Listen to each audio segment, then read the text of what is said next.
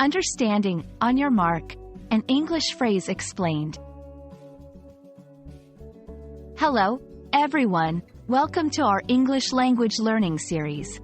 Today, we're going to explore a very interesting phrase, on your mark.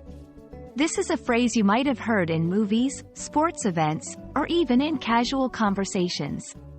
So, let's dive in and understand what it really means and how you can use it in your daily conversations.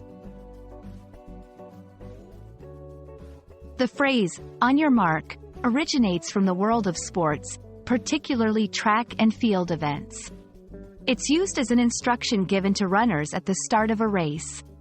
The word, mark, refers to the position or line where the runners must position themselves before starting the race. This phrase has become a metaphor in everyday language, symbolizing the start of something or readiness to begin an action. In modern English, on your mark is used in various contexts beyond sports. It's often employed metaphorically to indicate the beginning of any action or event. Here are some examples. 1. Project kickoffs. All right, team, on your mark. Let's start this project with enthusiasm. 2. Friendly challenges. On your mark. Let's see who can finish this puzzle first. 3. Motivation. On your mark. Get ready to chase your dreams. These examples show how versatile this phrase is in encouraging readiness and action.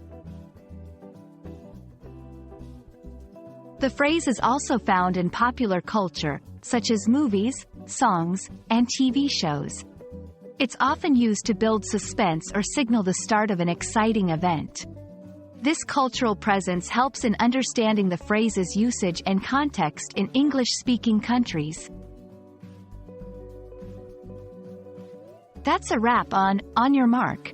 Remember, it's a phrase rooted in sports but widely used to signify the beginning or readiness for action.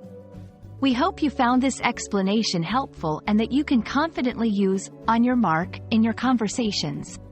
Stay tuned for more insightful lessons on English phrases and idioms.